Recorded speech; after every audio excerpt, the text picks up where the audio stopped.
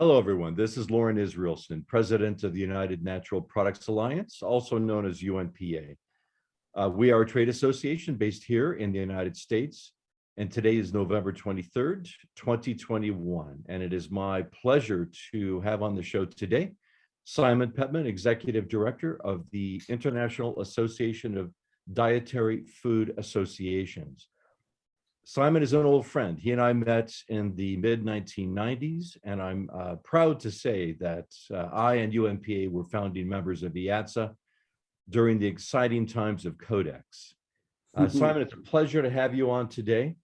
And we would love to have an update on the work of IADSA, what is going on in the global scene. But first, let's start with the history of IADSA.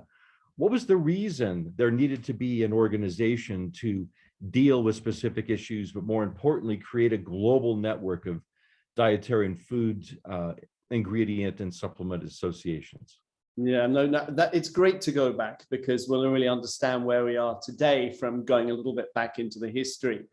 And to give a little bit of perspective, I was sitting, Codex is the global food standard setting body, as people will know.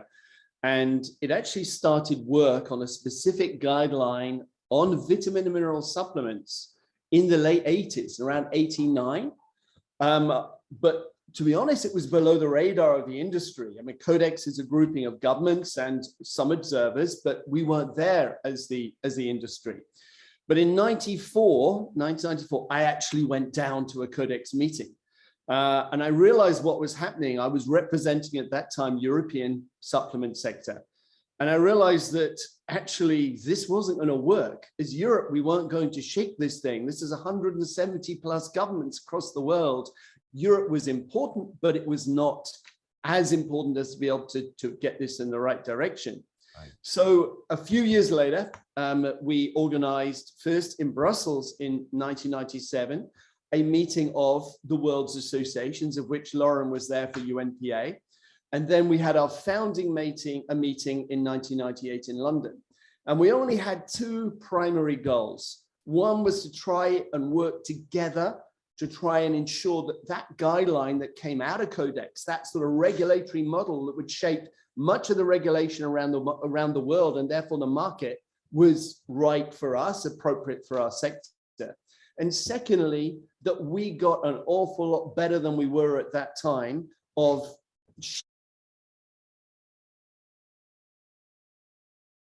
a sector that was worthy of the products that we were representing. Last thing I'll just say on that, at that point, I think it was around 27 associations showed up at this meeting. So there's 27, the world's a lot bigger than 27 associations from different countries. Mm-hmm. So we also recognized we had to go out there and start to build crates. Global network and also work. Sorry, Simon, we had just a couple of little glitches there. If you go back about 15 seconds, yeah. So we just, for some reason, we're glitching. So how far? Yeah, it's funny. It said my network was unstable, which I've never had here before, which is one of the reasons I'm in the office. This is really weird. It's a super strong signal. We got Google, biggest building in the whole of Europe, but just outside the window there. So wow. I mean, I presume we got a different internet coming in. I think so, yeah. I'll go back to where do I go back to? We also the network. Is that far enough back, or do I go back further? We also recognized that it was enormously important that we had associations across the world who could work on a day-to-day basis with their regulators, with their regulatory bodies. Because if a problem was going to flare up or they were drafting legislation in Malaysia or Indonesia or somewhere else, it was vital that we had a trade association in those countries who could be the voice of the sector vis-a-vis their government. And so therefore, that became really the third pillar of the IADSA activity, was to build that global infrastructure. And it's worked out pretty well. I would say it's worked out very well.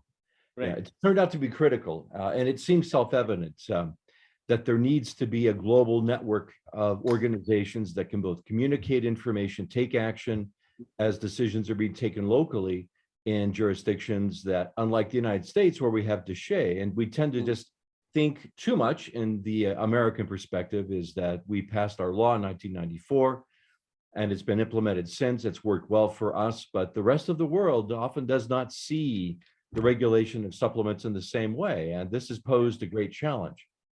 Yeah.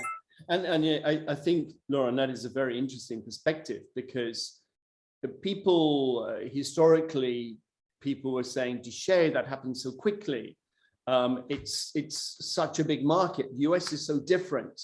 They didn't know why it happened. They didn't really understand. So they said, we understand that that is there. We can read the text, but is that what we want in our country? And so there was a tendency to look at DSHEA, there was to look at what was happening in the EU and say, maybe we should be somewhere between the two. Maybe we should look more at the EU. But of course, we always have to look at Codex, the starting point.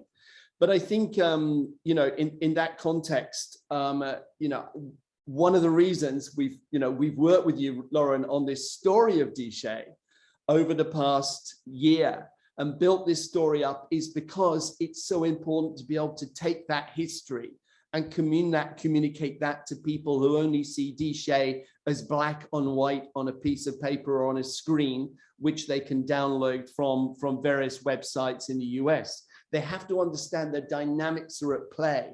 They understand the pressures, and then it makes them actually look at it in new eyes and take what is so good from DSHEA and actually potentially implement that into their countries. So for example, Loren, you know, and we were doing the story, I was talking to you about ODS, I was talking about GMP.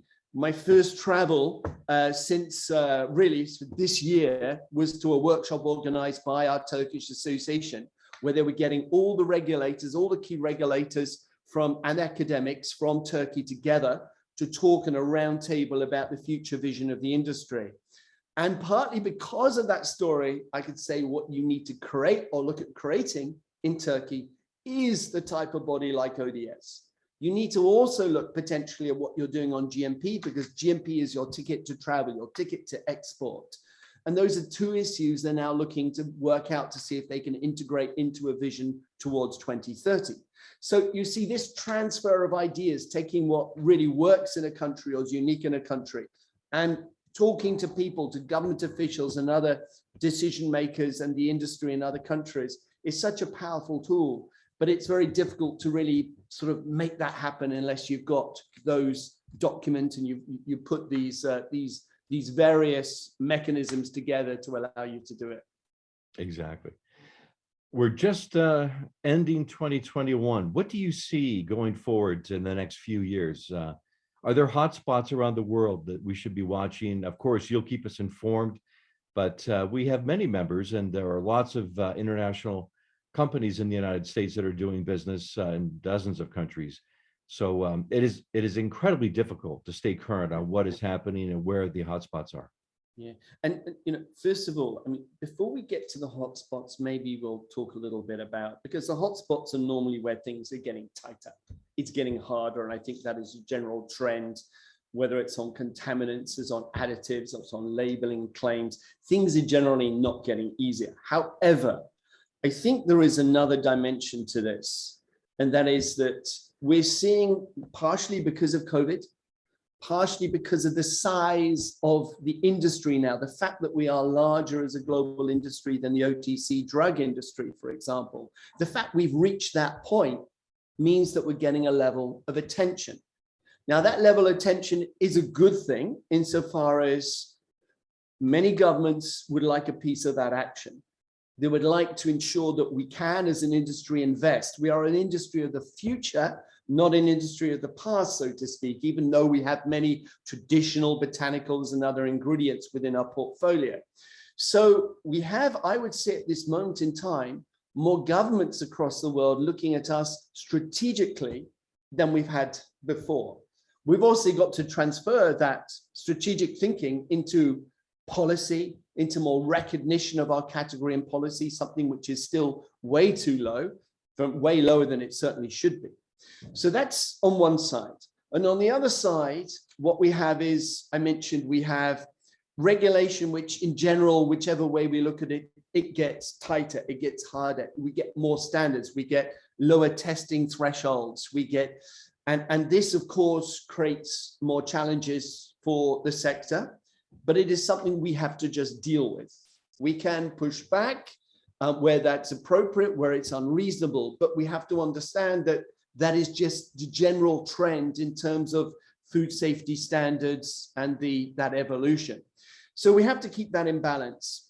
I think what we have, though, also within this framework, we have a higher level of sharing of information across the world by governments than ever before.